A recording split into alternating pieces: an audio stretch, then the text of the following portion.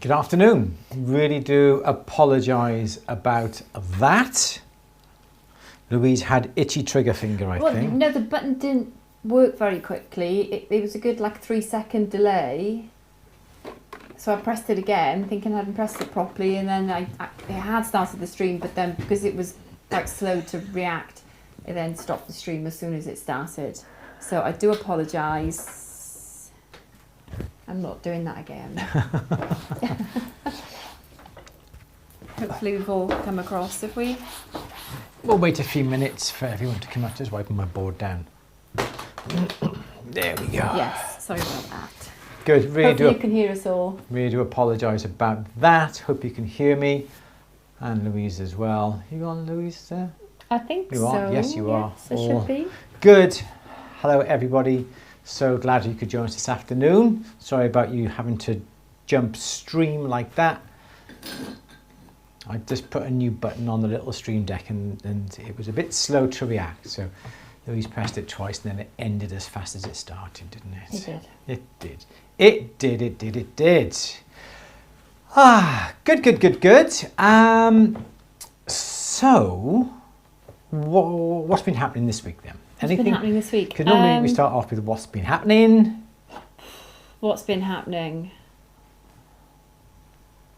Lots. I should have had stuff ready, shouldn't I? So much been happening, we can't remember everything that's been happening. We did your last longish training run yesterday for the Cardiff Half Marathon, which is on Sunday. Yes. So I came with you just to do one lap to take some pictures, yes. But ended up doing the whole run. Yes. And now I'm kind of gutted that I'm not doing the half marathon on Really? Sunday. No, not really.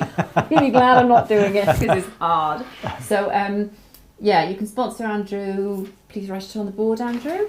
atb.yt/run.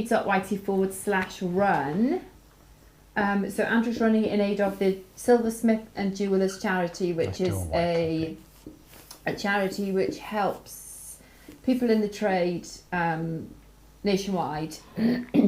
Basically who need financial support, so people in all sectors of the trade, so manufacturing, supplying, retail, if they need financial help and support, the SJC is there for them, whether that's like a one-off grant or like support on a more ongoing basis. So it really is very important because there's a million different reasons, isn't there, why you could find yourself falling into hardship. Yeah, you know, people get poorly, people are bereaved, lots of other reasons as well, and this is why the SJC's work is so important, because they support people who need it. They do, absolutely. So that's the charity that Andrew's running for. I know this is a strange URL, but it's easy to remember rather than go into the, what's it called again? Not Thanksgiving, Fundsgiving. Just Giving. Just Giving. Instead of going to the Just Giving page, though you can go to the Just Giving page, search for @thebench, it'll come up. Or if you want to go directly to the payment page, atb.yt/run.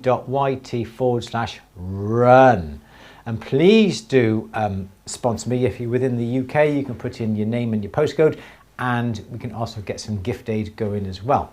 Haven't reached the total that I want just yet, but I'm sure we have a week left, and I'm sure there'll be lots of people who will like to sponsor. It's a half marathon. It's 13 miles, 13 and a quarter. No, it's 13 point what? No, it's 20. What is it? 21.1 kilometers.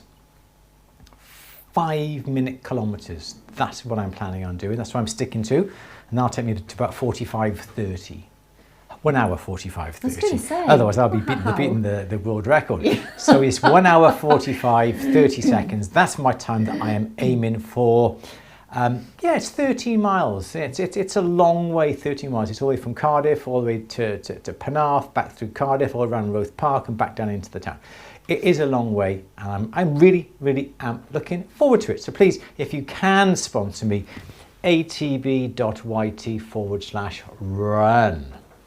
Thank you. Good. Anything else, Louise?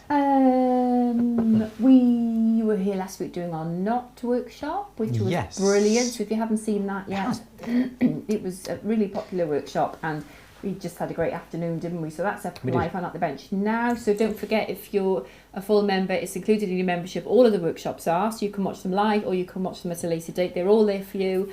If you're not a full member, you can purchase the workshop and have lifetime access to it. But it is a more cost-effective way to watch it. Is going to be to have a membership. And we still have the offer running at the moment for £99. Do we? It's, yes. Cool. So that's the other news.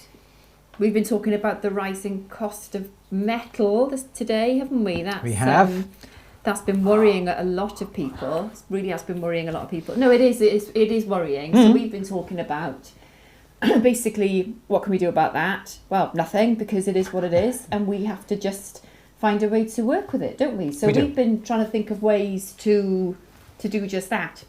So we've come up with the idea of a workshop on basically getting the most out of your metal. What can we do to not waste metal? Yes. What can we do to recycle a little bit of inevitable wastage that we have? Projects that we can do, things we can make, ways that we can use these little bits and pieces that we inevitably are going to end up with, and even how we can avoid wasting any metal at all.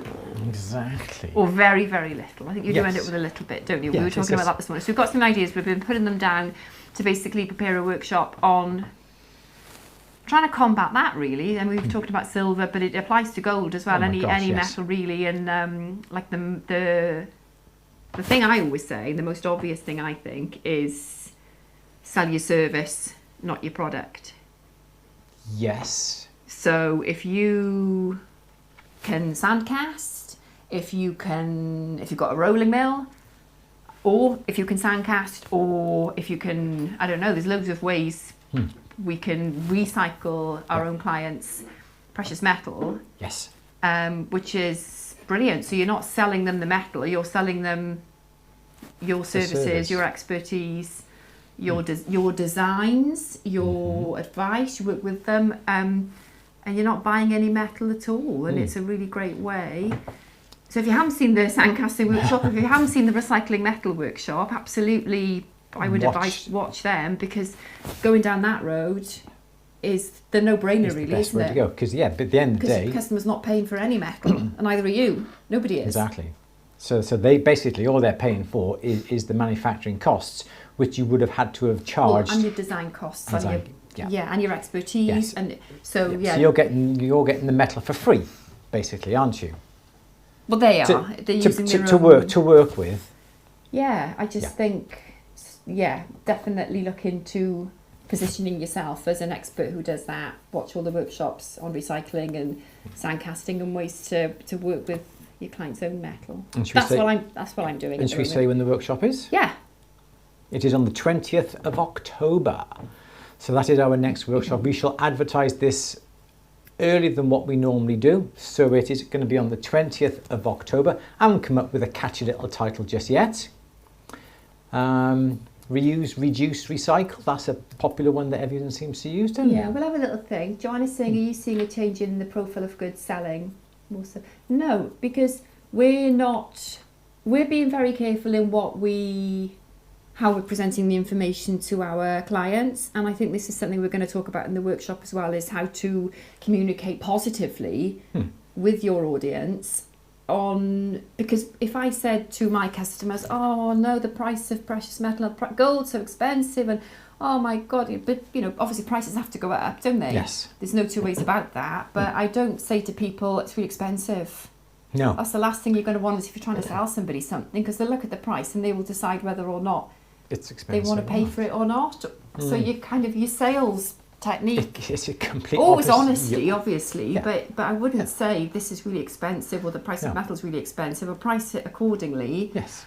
And then, you don't put that idea into your client's head that it's going to be too expensive. As soon as you tell the customer, even on social media, oh my gosh, look at the cost of this. Last month it was this month it's this. It is getting so expensive. How am I going to, oh my gosh, how am I going to cope? It's terrible, it's terrible.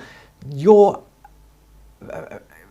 putting forward a negative attitude and a negative thought in your client's head. Yeah. It's not the metal price. Yes, it is scary. Yes, it's going up, but put that to one side and explain the benefits on what you can offer, as Louise was saying, whether you want to use the client's metal, because at the end of the day, you're having to pay for your time anyway, regardless of whether you buy the metal or the client brings in the metal. So the cost is going to be the same.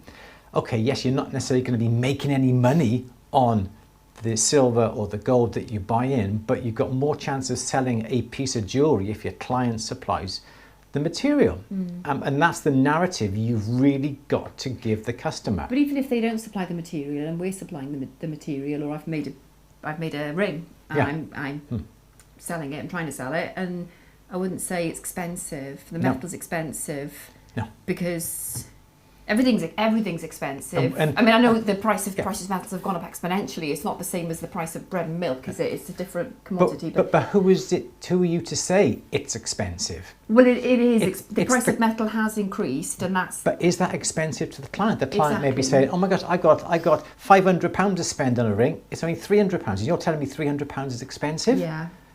No, I'm the person who decides whether I can afford that or whether that is expensive. Yeah. And I think if you're making stock up to sell, have a range of price points is always a good idea. Absolutely. Anyway, isn't it? Yes. So, I would certainly do that. Yes. Yes.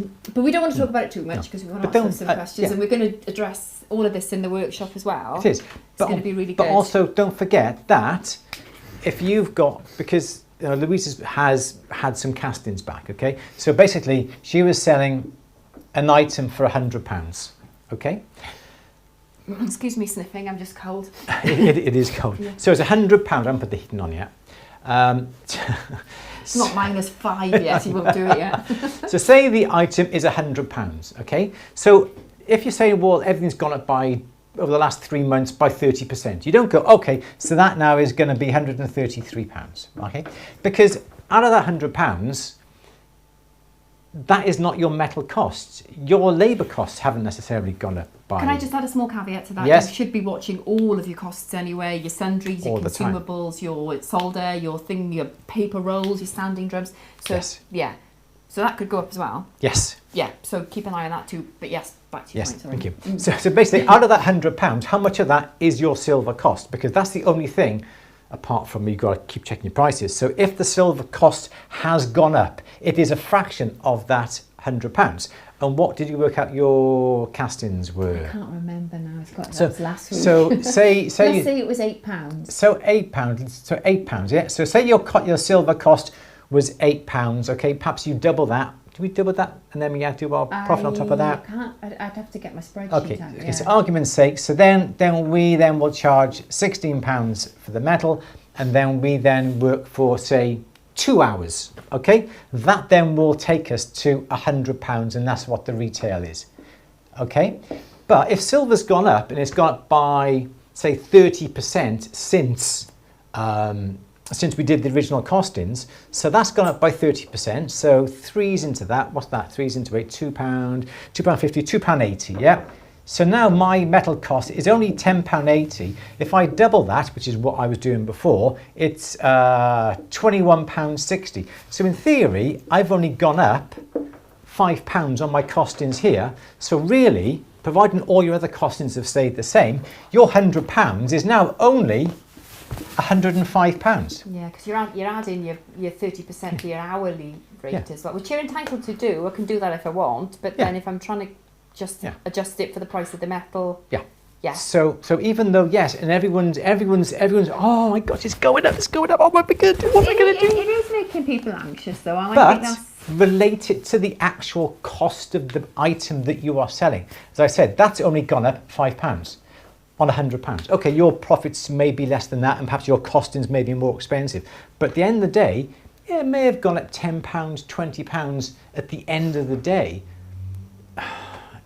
It's not a huge increase overall on that £100. It's 5%. 10%? It's 5% on the total amount, even though the silver may have gone up by 30%. So yes, it is an increase, but it's not a disastrous, terrible, heartbreaking, oh my gosh, I'm bankrupt, no one's going to buy my jewellery. If anything, reduce your overall cost. Find a way of reducing your manufacturing costs. Work smarter, work quicker. Find ways to reduce the cost. Instead of perhaps hand making a particular item, perhaps you can buy a casting or buy them in multiples. Bring your costs down. But if you can't absorb it, it is what it is. You don't have to apologise for it. Exactly. Do not apologise. Yes.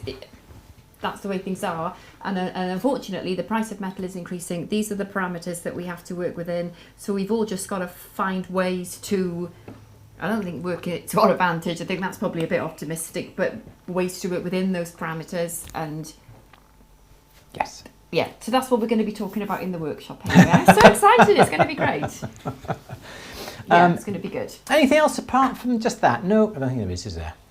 No. We haven't done anything else. Should we see if there's a question? Yes, so it is Monday, it is the 20-something of whatever, it's 4 o'clock, let's have a question. I don't have any questions. David is saying, I've just sent my first package to BA. Oh, cool. 3 small child bracelets and a necklace. Came in at 17 grams-ish in 9 carat yellow. Shocked at 850 plus VAT-ish to replace gold if I wanted to. 17 grams. Yes. Yeah. This is the thing. It is expensive. But it's a fact of life. It's something that, you could say, when people come in and you tell them the price of gold, they're going to go, oh, do you think it's going to go up? Well, if I knew it was going to go up, I would buy it all now. I would buy now and sell when it goes up. But no one knows what the price is going to do. At the moment, the prices are going up and up and up. Then gold's at the highest it has ever been. But there is a chance that it will come down, and I'm sure it will come down at some stage, and then it may go back up again. It's just swings and roundabouts. We don't have a crystal ball. We just do not know. And if it does come down, it's just going back up again. Like I said. Okay, Louise says, if you roll down sheet you have in stock for a job, do you include your time for the quote? No, because I think the time involved in rolling down a piece of sheet is going to be negligible.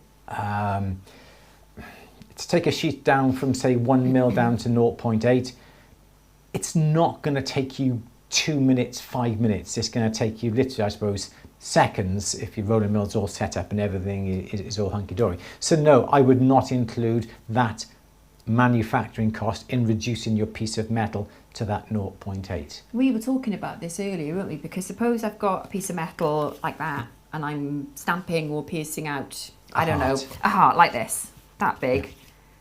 Do I charge my client for the whole of this square or the weight of the metal I've cut out? Yes, exactly. I'm going to charge for the whole square. The whole square, yes. And then I've got the scrap. Yes. But then I could melt that down. Yes. With other scrap. Yes. And make another sheet. Yes. But the time involved in that. Yes. Is going to mean I might as well just buy another piece of sheet. I might. It's working it out to that kind of. Yes. How long is it going to take? Yes. So interesting, isn't it? Yeah. Yeah. So I would, I've always said, if you are, as you say, you have because at the end of the day, if you buy a circle from a bullion dealer, they don't charge you just for the circle cost. They charge you for the whole square. So there's your whole square. You get a circle in it. What happens to these pieces here? Yeah, they get cut off. In theory, the customer pays for all of that. because that is what you've had to pay, you have outlaid. There's not much point saying, well, I'm only going to charge for this, because what are you going to do with these? You now have paid full price for these corners that you really cannot use. You're going to have to do something with these corners to turn it into sheet. Which takes your time. It takes time, and what's time? Time is money. Yeah. Yeah. Absolutely. So somebody's got to, someone's got to pay for it, yes. Haven't they? Otherwise, so don't feel bad about that, because then you're going to spend, I don't know, 20 minutes, half an hour getting all those scraps into some sort of usable state. Yeah, because I'm the world's worst. I forget to price the sheet, and then I weigh it and I try and work it out, and I'm underpricing it then, aren't I? Because I've got scraps which I've got to spend my time making back into metal because that I can use. Because at the end of the day, if you have had to have paid for these corners, and now you're going to melt it down and roll it out into sheet, that's going to cost more time. So at the end of the day, it's cheaper to buy the sheet rather than your time, because you've paid for this. At least if the customer has paid for those little bits, at least you're going to be saving a bit of money, and all you really got to incorporate in your time of producing the sheet is your time. Yeah. Anyway, we could talk for hours. And I think as well, Susan HP, when you buy jewellery, you have a mindset already. It's jewellery, it's lavish, I'm going to buy it because I can. Yes, and David said people spend up to a budget, and that's, definitely, we see that a lot, don't we? Oh, yes. It's like if I'm trying to sell you, I don't know, this. Yes. And you say, great, how much is it? And I go, £600. But it was only 500 last week. Yeah. And you go, what? Why? And I go, well, because of the cost of the metal. Well, it might come down again next week. Well, it won't, but you as a consumer might be thinking, well, if it's gone up, it's going to come back down. Perhaps it'll be cheaper. Yes. I'll wait. Yeah. No. Yeah. It's not something that you do. So it's putting the wrong idea into your customer's mind. To my mind, that's what I think. But then again, it's also, we can talk about this for hours, can't we? It's like, say, laboratory-grown diamonds, for instance, or any piece of jewellery. If people try and sell a piece of jewellery back, 10 years on, you're never going to get the price that you paid for it.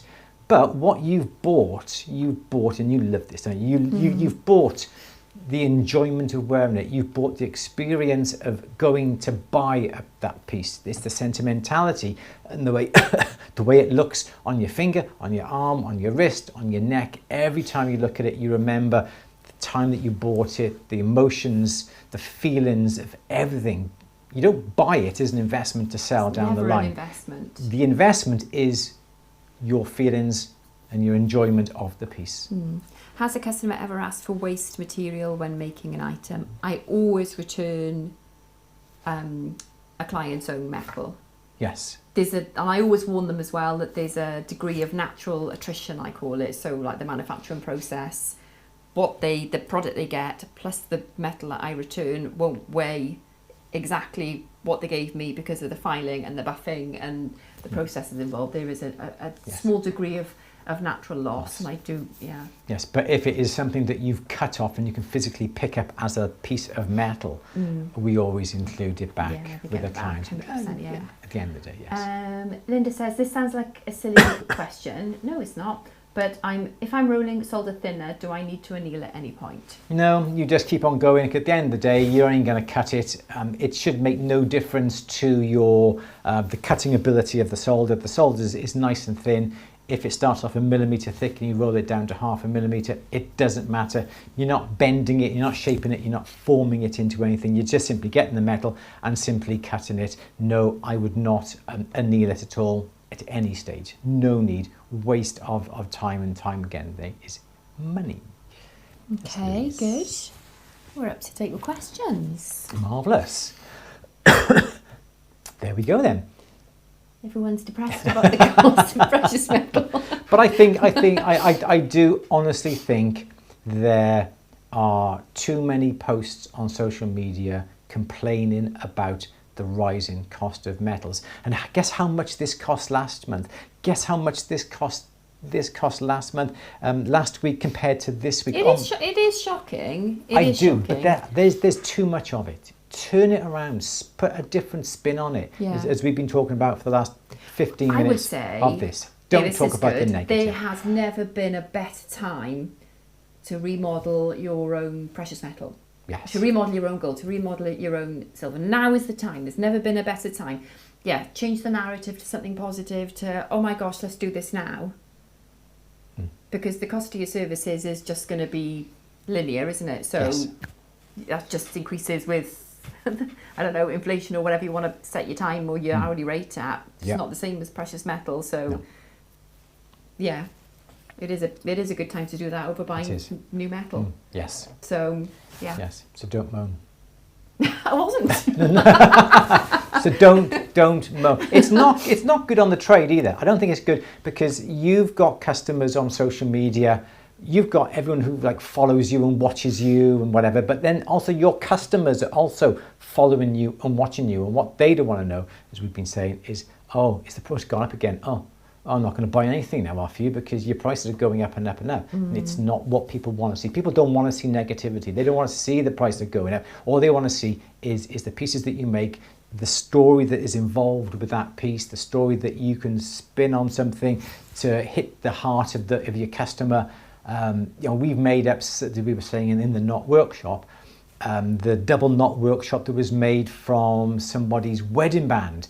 And yeah, it's, at the end of the day, it's just two rings intertwined. But what can you spin on that story? It's a connection. It's a tie in the knot between mother and daughter together forever in a nice overhand knot, But these interlinked. are genuine stories. Yeah, And and it is a genuine story that you can spin. Even if you were supplying the metal and somebody came in and said, I want you to make something for me to symbolise the everlasting relationship I've got with my daughter. Okay, well, let's make up a ring. Oh, how much is that going to cost? It's going to cost X amount, but just think of what you're going to get from it. The look, the wearing, the thought of those, the impenetrable bond between you. It's that what you need to to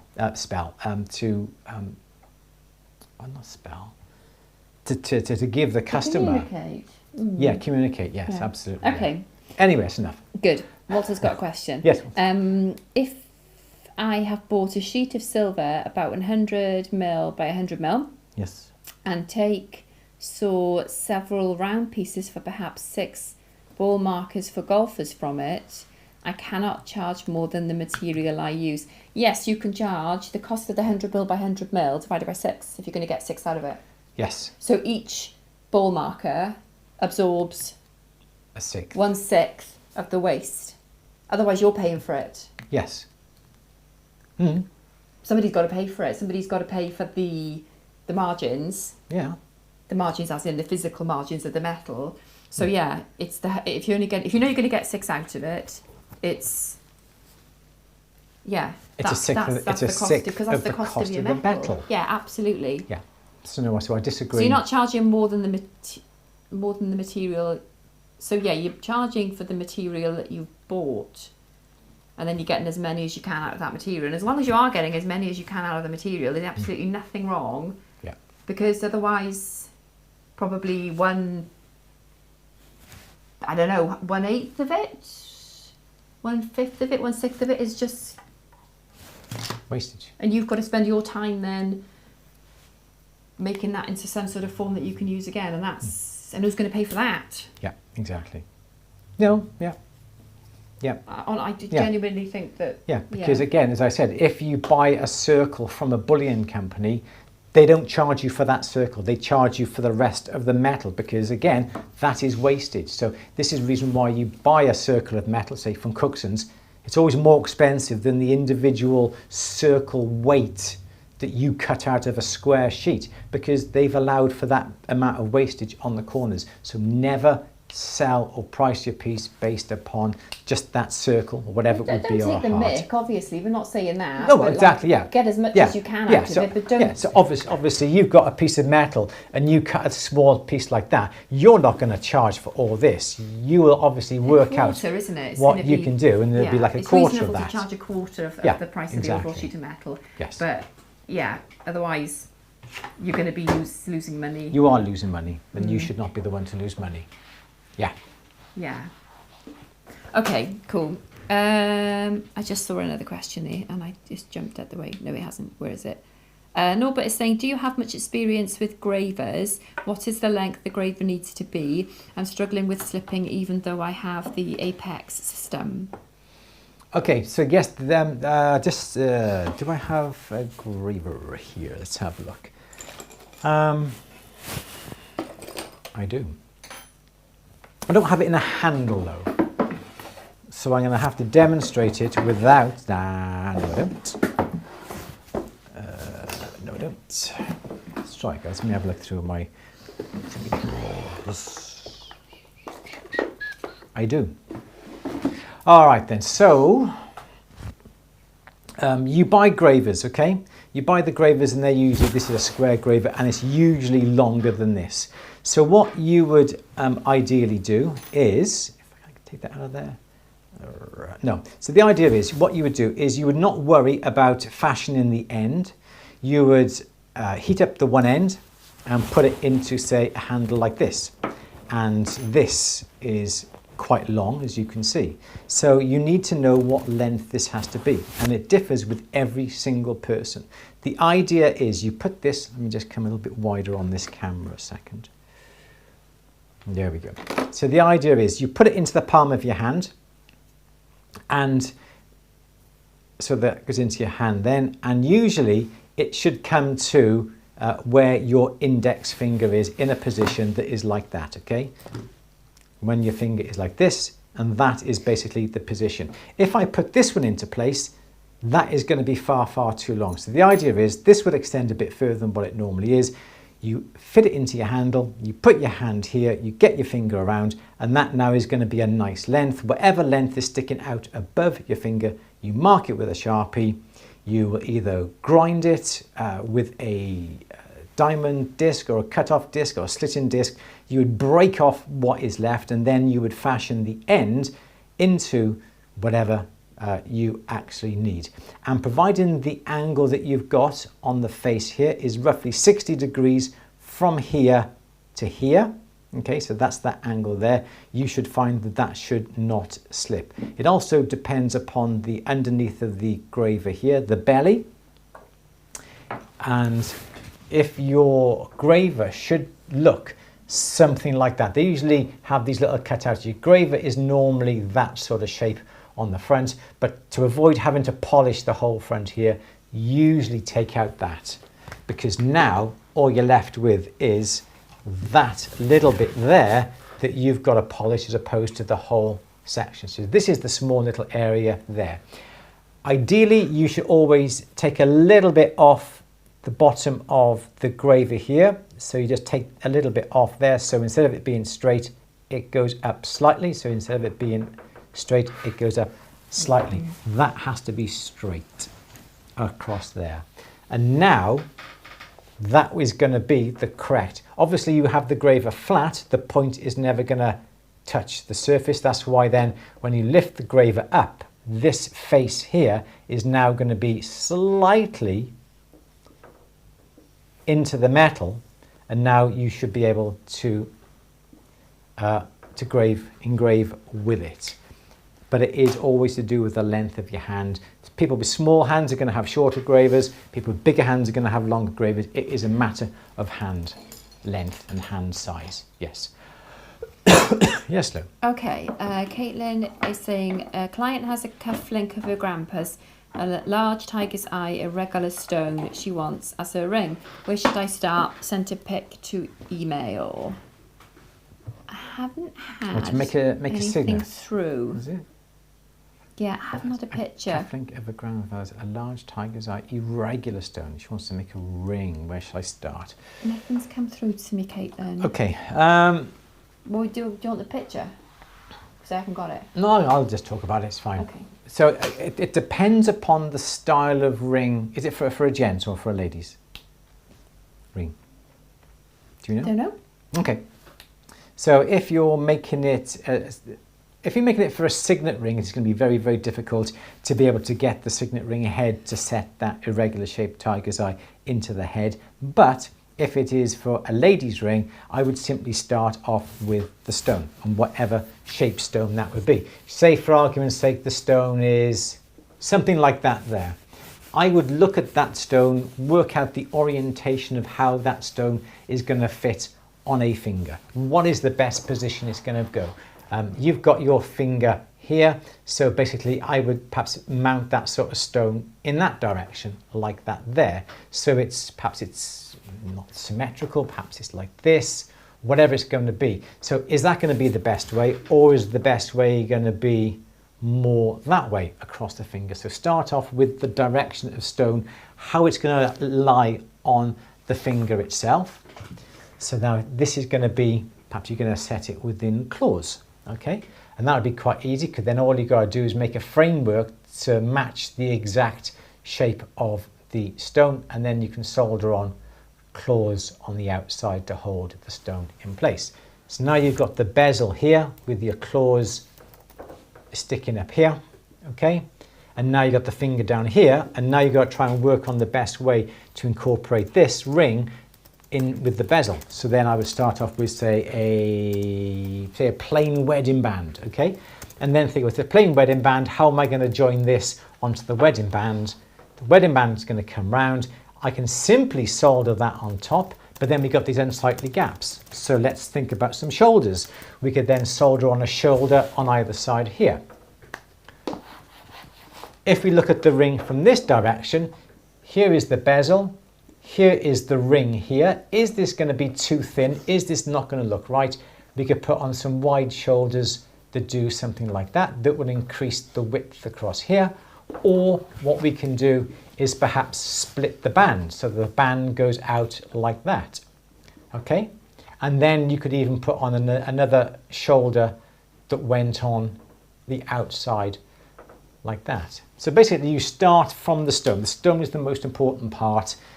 Make sure you understand how the stone goes, how you're going to set it. If you're going to set it within a bezel, it's fine. Think about the positioning, the direction of the stone. Think about the ring. Is it going to be too big for the narrow ring? In that case, then make the contact point of the ring onto the bezel slightly wider. If it's too wide and it looks a bit silly, well, then you can always add on a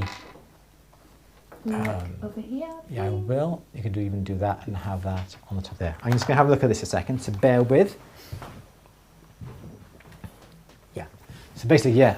So yeah, exactly what I said. It is irregular. Do exactly what I said. Work on the position of that stone on the finger. Where is it going to look right? What position is it going to look right? Which, is it upside down? Has it got a good side? Has it got a bad side? And just basically go from the stone, go from the ring, and then work out how you're going to attach the ring onto the bezel. I've got a big marquee shaped tiger's eye that's come in to make a ring, and that's exactly what I am going to do. The marquee, obviously here's the finger here. The marquee stone is going to go that way on the finger. So what am I going to do? I'm just going to simply perhaps do a split shank on the side. So the split shank comes along like this, because then it's flowing, the lines are flowing. I will do most probably something like this, exactly as what I've just described. Split the shank, so the shank's in one piece, but there's a split in it.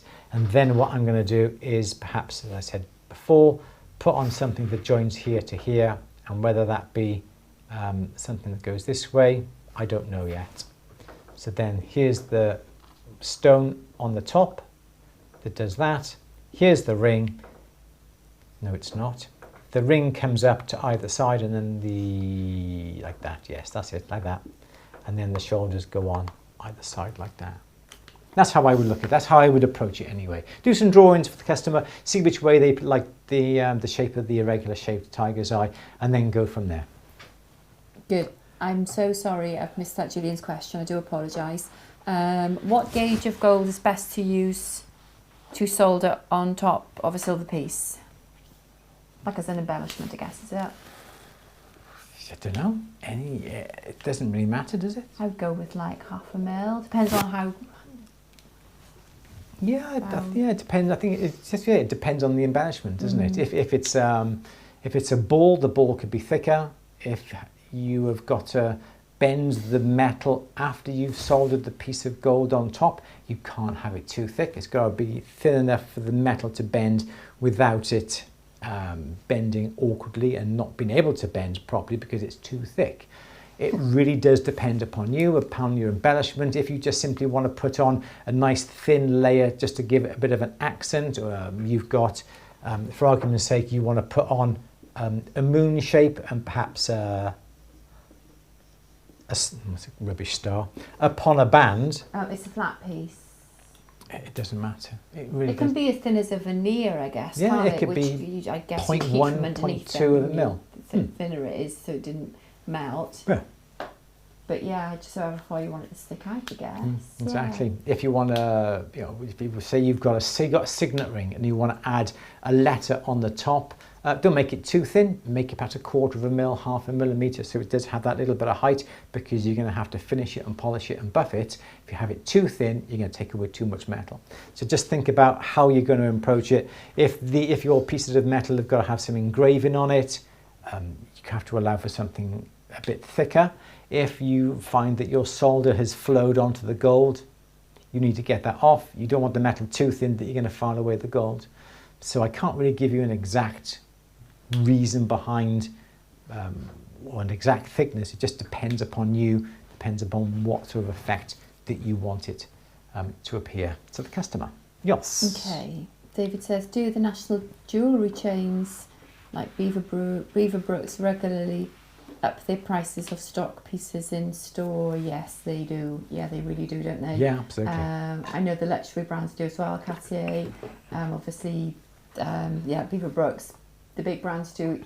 I think everybody does. Even the brands we have in our store, like Clog Guy and Nomination, we periodically get notifications of price increases. Yeah. And if we don't action them on the date that they're supposed to be actioned, they come down on us hard, because we have to be reflecting the current prices, don't we? Yeah. So.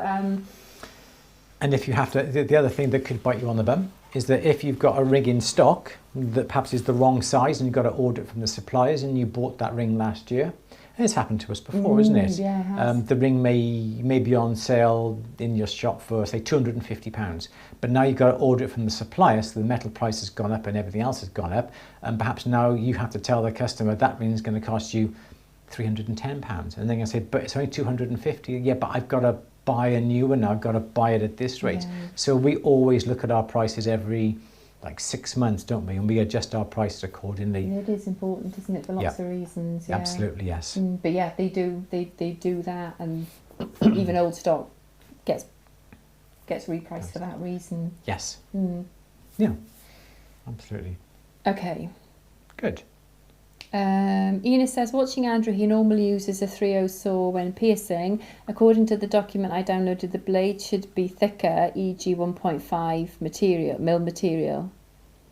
So is it a matter of personal taste in a way? It is. Basically, I'm lazy, so obviously when you're working with your metal, you don't necessarily will pierce a 2 millimeter thick piece of metal. Not that often. You wouldn't necessarily pierce a 0.2 millimeter piece of metal that often. So there's always an average size metal that you will pierce, a millimeter, for instance. I use a 3-stroke O or 3/0. A lot of people will use a 2/0. And the reason why I don't change blades is because A, I'm lazy, and I don't necessarily want to buy a whole pile of saw blades of all the different sizes. I know there are tables to say that there should be at least 3 teeth in contact with the metal at any one time. If you've got a thin piece of metal and your table says you've got to use a 4/0 blade, but you've only got a 3/0 or a 2/0, it doesn't mean you cannot pierce it. It means the fact that if you angle the blade forward, there's going to be more teeth in contact with that angle of metal than if it was upright. Obviously, if you're turning a corner, you have to bring it upright, so there are certain limitations with that. But it doesn't mean to say that if you've got a 2 millimeter piece of metal, you have to use a 2 blade, or a 1 blade, or a 3 blade, because that's what the table tells you. I would be lazy just to still use the same blade. It's going to take you that little bit longer, but then again, if it takes you that little bit longer, you could be a little bit more accurate. You're going to waste less metal because the blade is thinner than if it was thicker. Obviously, you're going to need some lubrication on the blade when you're cutting, because it's going to get warmer than what it would be. But then you have to buy another set of blades. You're just going to buy 12, or you're going to buy 3 lots of 2.0 blades. But then the majority of the time you're going to be using 3.0 or 2.0 blades. And that's what I buy a lot of, because that's all that stays in my frame. And it's as simple as that. I don't have time to stop. I've got a thick piece of metal, so yeah, I'll take my blade out, get another one, put it in place, because I've wasted a minute simply changing my blade. 2 minutes, because I want to put another blade back in because I'm cutting a thinner bit of metal. If you've got all the time in the world and time doesn't matter to you, and you're not under any pressure, any time restraints, anything like that, fine, I would do it. But basically, I want to work quick, I want to work fast, and that is what simple I would do. There are lots of tables out there that tell you what blade to use. I don't look at them, I totally ignore them. They're there for a reason. They're there perhaps to sell more blades, but I just use 3-stroke or 3.0 blades. Yes, Louise. Good. Can we talk about my fabulous sea urchin for a couple of minutes? Because I put this on the community a couple of weeks ago, because I was so pleased with this little thing that I made, and it was so straightforward. And yeah, I said I'd let people know how to do it, and then lots of people asked. So rather than type it out lots of times, I thought we'd just show here. So I made this, and I just think it's absolutely lush. Let's do and it was a little bit of an experimental. I'm just going to have a go. So I made this little sea urchin. Let's do over the shoulder. This is a and lot it's nicer so to cute. show you. Yes. And again, you know, this is just recycling metal. It was just a load of old scrap that I had lying around. So I made it from, I've got this little so that's the sea urchin there. It's a tiny, you can see how small. It's that, what's that, about 10 mil? You can make the ones though, easily. Yeah. So what we had was a little silicone mould. Where did this come from? Etsy, I want to say. Yeah, okay. But you can get them from like Hobbycraft or anywhere really. It's you a can get them flexible like mould. people buy them for like making sweeties or sugar craft or resin, lots of things. So it's like a flexi mould. So I've been experimenting with resin. I've been my new friend Nikki from Keepsaker Supplies has been showing me what to do with the resins. So I thought, oh, this would work for resin. So I got some UV resin, and I thought I'm going to just have a little play and see if I can cast a resin in the silicone mold. So this is like a really inexpensive way to, well, I've got a UV lamp, so this is a UV cured resin. So you do need the lamp, but you can just as easily use an epoxy resin to make the mold. So you can get any mold really, anything. Could be anything. If you go down the UV resin route, you do need a clear see-through mold for the UV to properly cure all the resin. But if you're going to put epoxy in there, you don't need the light. It just takes a lot longer to cure. And you can use any mold then. It can be any colour, opaque, doesn't need to have the light get to it. And then I just simply sandcast that little resin. And look at the detail. Isn't it cool? It was that easy. There we go. So I was really, really happy with that. And don't let anybody tell you that you can't get a nice finish with sandcasting, because Andrew Berry has showed me how to get a lovely smooth, as close to a mirror finish as I can get. Yes. But certainly a nice smooth finish with a sandcast item. I mean, it's great for textures as well, isn't it? And like the kind of granular, organic-y looking pieces. But you can get a lovely smooth mirror finish with a sandcast piece as well. And it's all in the sandcasting workshop. I don't know if we've done two. I think we've done two. So yeah, I literally just made up my own. And the world's your oyster there with that. isn't it? Because you can get those little silicone moulds in literally thousands of designs and shapes and whatnot, and then it's just a case of resining up a mould and then sandcasting. And it works so well, so I said I'd share. It does. Because I have got in here, and this is what I was trying to show you, I have got these little silica moulds, and again, this is from precious metal clay, PMC art clay. That's what I got those moulds for, and they just didn't pick up the detail. Yes. I don't know if that's just particular to precious metal clay, but when you think about that, that's quite soft, and the precious metal clay is quite soft, and if the mould is softer than the clay, it's not gonna. Yes. But that is specifically for precious metal clay, and mine wasn't. But yeah, so you could use. So you can use that. Oh, different ones on that. You could use that to cast resins. Yes. And then sandcast the resin. Sandcast from there. Yes. It's cool, isn't it? Yes. I don't mean to toot my own horn. I know I'm going on about it, but I was really pleased. So there we go. Good. Okay. Thank you very much. Very good. And you were impressed. I was impressed. You said that's good. I was very impressed. I'm just happy with the level of detail. There is a lot of detail in that. Yes. There is. I'm just looking through my precious metal clay. You made the urchin by hand first, then made the mould. No, I bought the silicone mould. I think it was from Etsy. And I don't know, I can't remember what this is intended for. It's just a silicone mould. And then I filled it with UV resin in little stages, and then cure, a little bit more resin, cure. So I basically made my own resin. Urchin? Yes, I cast it in resin, and then I sand casted the resin. Yes, and here's another thing that you can do. You can buy silly gum.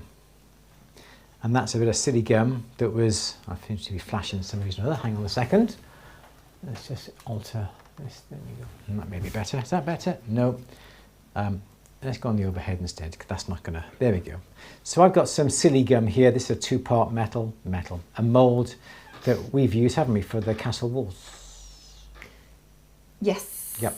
And what I did there, I just pushed that over a shell, and I can remove the shell once it's been cured, and we've got a nice lot of detail now showing on that shell. And from that shell, if you wanted to, you could pour resin into that, or even PMC, and from that resin, you then can cast a shell. But what's great about these is if you're casting, sand casting, you're going to get your sprue, so you get like a lump of metal.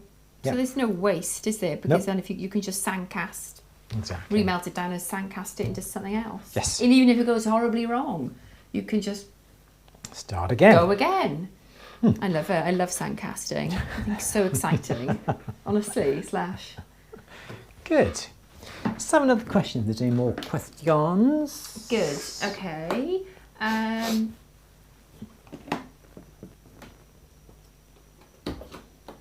Gaz says, I think we're going back to the pricing you work with, the metal pricing piece. It's as simple as parts plus labour. If the parts go up, you don't adjust your labour rate to compensate. No, exactly. Absolutely. Do you have a brand of saw blade you prefer? Same with drill bit brands. Yes, I always use a Super Pike. It's a brand I've always used, and it's a brand that you can rely on. There are lots of brands out there. What I would not do is go on somewhere like Amazon or eBay and buy unbranded blades, because invariably the standard, the quality of those blades are not going to be up to proper standards, professional standards. So I would always stick to a branded blade.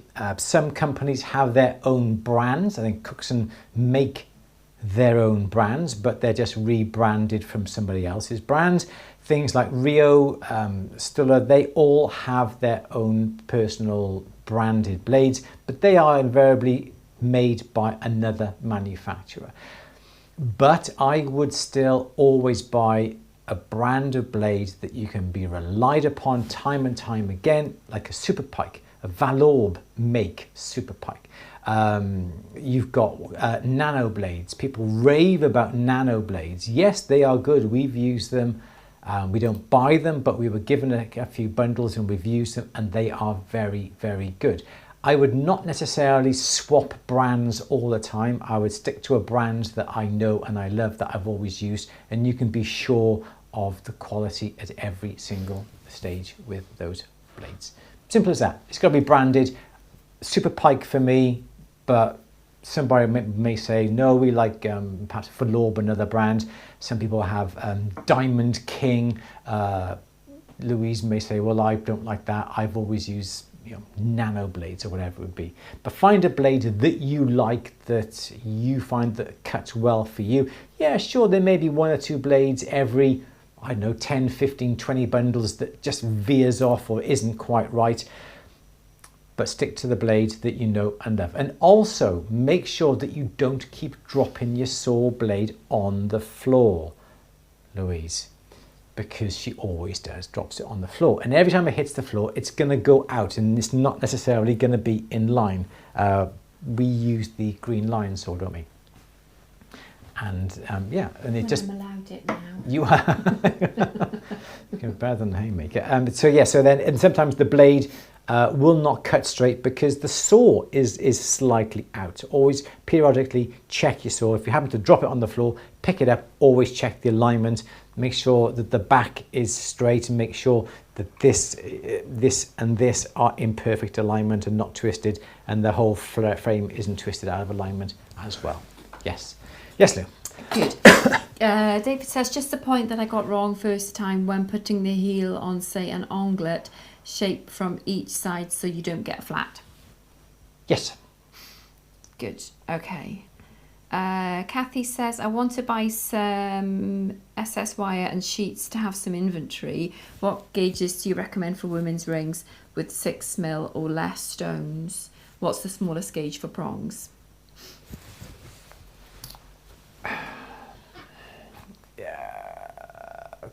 Claws on a 6mm stone, perhaps 1.2, 1.3mm. We work in millimeters here in the UK. So yeah, 1.3 millimeters, 1.4 millimeters even. Don't forget, you obviously when the claws come over, you can file them. If you have a claw that's too wide, you can always put a nice sort of angular taper upon it, or just make it a little bit rounder so it doesn't look too big when it's over the stone. But yeah, 1.5mm I think would be too big. So yeah, 1.3mm in that sort of region, 1.25 would be just right for that size stone, definitely. And if you're looking at thicknesses of rings, have a particular size and stick to it all the time if you possibly can, so then you know where your costings are all the time. Yeah. Okay. Absolutely. Do you think the saw used makes a difference in the accuracy of piercing? You leading me on into something then? No, Shari's question. Okay.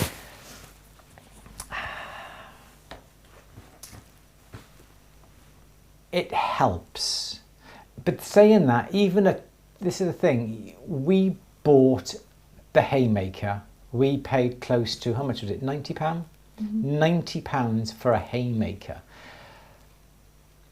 Personally, for me, it's the worst saw I have ever bought, personally, but due to the fact... Can you answer the question, please, and not just slag something off? Any saw. It's like saying, what's the best camera to have when you're vlogging? The best camera or the best saw is the one that you have. It's as simple as that. Steve Sato asked me years ago, I've got access to all these saws, why do you use that grappled one? He didn't say that, but it was just, that was the general gist of the... Why do you use it? Yes. Why do you use that? And I said, because I'm still very much, and that was right at the start when I started learning, right at the very beginning.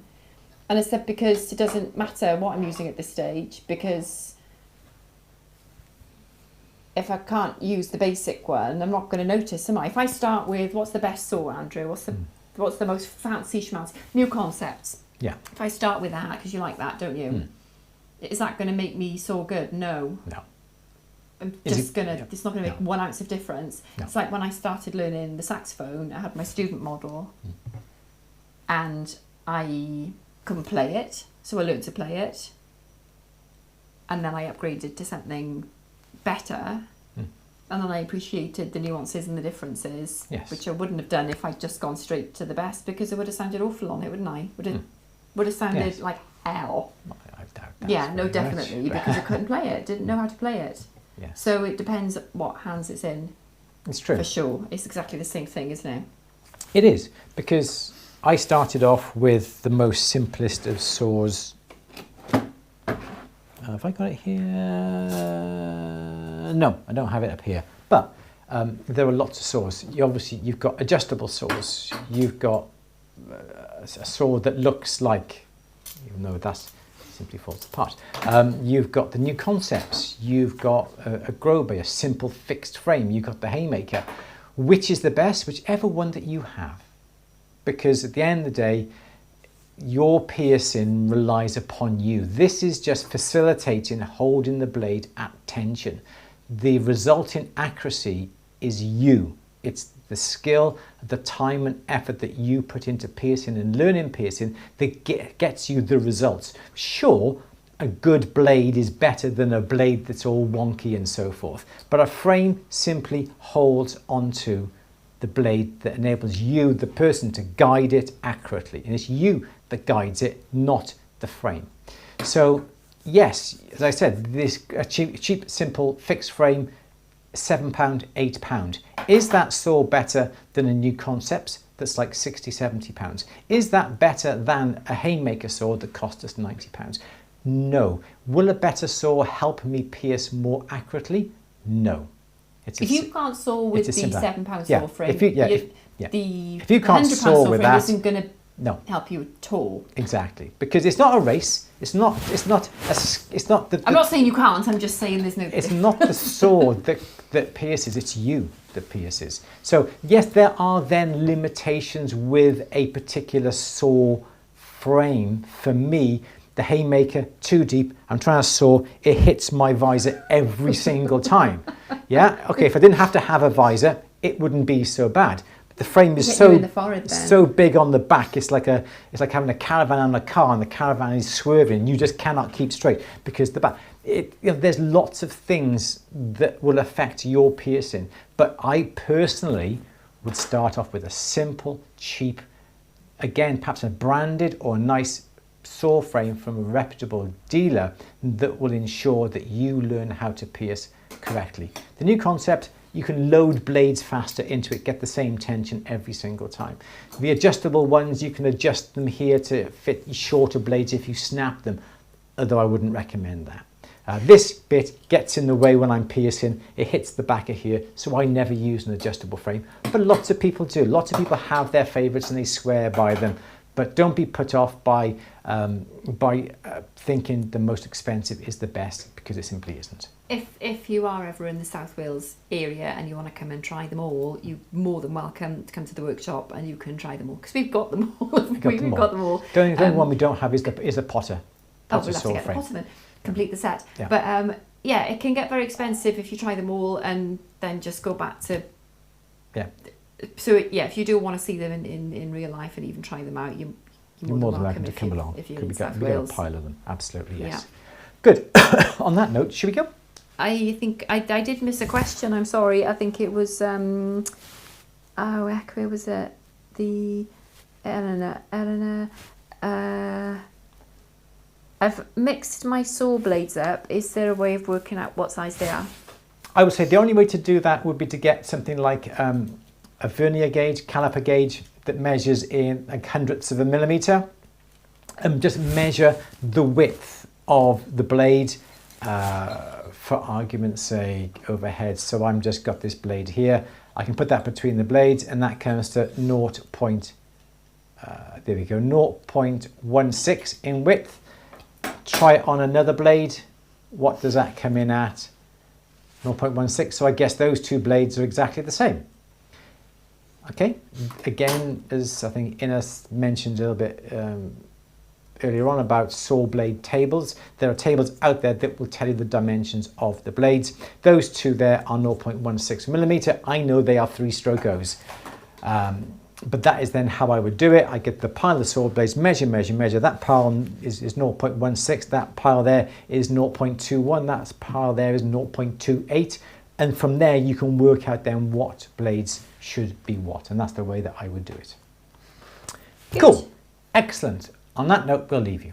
Don't forget, please do sponsor me, atb.yt/run. I'm running the half marathon this Sunday in aid of the Silversmiths and Jewellers charity. Every penny goes to them. Please, if you're in the UK, please think of gift aiding as well. The government put the rest towards it. That'll be fabulous if you can. We have the workshop coming out on the 20th of October. We are talking all about the rise in silver prices and gold prices and what we can do to help you not necessarily counteract, but think of ways that you can reduce prices or keep prices down. Minimise waste. Minimising waste and so communicating with customers. To your clients really without making it very bleak. Yes. Because there's enough bleakness in this world, isn't there? There is. Don't need any more Don't of need it any on more. Instagram. Thank you very much. I've also got a very quick film coming up on YouTube, which hopefully it'll be out tomorrow. I'm just basically talking all about the silver price and what we can do to convey to the customer as we've been talking about today. So keep an eye out on YouTube for that. Good. Anything else? I don't think so. Brilliant. Okay, and we'll let you know about the workshop over the next week or so. Make sure you get plenty of time to watch that. Again, it's £25 if you're a paid member of At The Bench. All the workshops are free as long as you're a paid member. If you do buy the workshop for £25, that workshop is available for you for life. And if you're not a paid member and you like the idea of this workshop and you also like the idea of the Not To workshop that we did last week, consider being a yearly member. At the moment, we have a special offer. Our membership to At The Bench is only £99. If you're thinking of joining and you're not a member, click the joining options. There's a yearly box when you come to the checkout. Put in the words Olympia, because we had the offer on when we were in Olympia. And that takes it down from £200 down to just £99, okay?